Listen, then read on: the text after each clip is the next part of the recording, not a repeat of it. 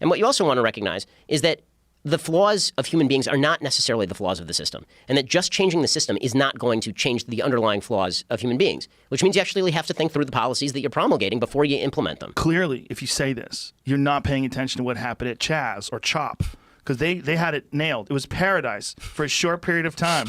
That's one of my favorite stories of this year, because these people basically took over this gigantic chunk of Seattle and said, we're going to show you how it's done.